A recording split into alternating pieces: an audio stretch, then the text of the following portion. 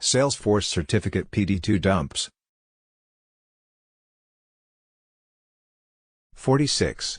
A developer created and tested a Visualforce page in their developer sandbox, but now receives repors that user encounter view state errors when using it in production.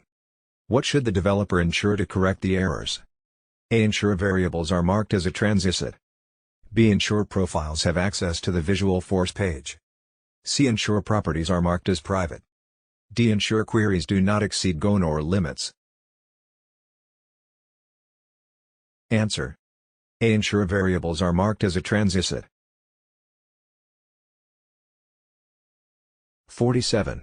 What should a developer use to query all account fields for the Acme account in their sandbox? A. Select fields from account where name equals Acme limit 1. B. Select all from account where name equals Acme limit 1. C. Select from account where name equals Acme limit 1. D. Select fields, ALL, from account where name equals Acme limit 1. Answer. D. Select fields, ALL, from account where name equals Acme limit 1. 48. A business requires that every parent record must have a child record. A developer TW0DML statements to insert a parent record and a child record. A validation rule blocks child records from being created. The method uses a try/catch block to handle the DML exception. What should the developer do to ensure the parent always has a child record? A. Use database.insert and set the parameter to true. B. Set a database save point to rollback if there are errors. C. Delete the parent record in the catch statement when an error occurs on the child record DML operation. D. Use add error on the parent record if error ops on the child record. Answer. B. Set a database save point to rollback if there are errors. 49. Universal Containers, UC, wants to develop a customer community to help their customers log issues with their containers. The community needs to function for their German and Spanish-speaking customers also. UC heard that it's easy to create an international community using Salesforce, and hired a developer to build out the site.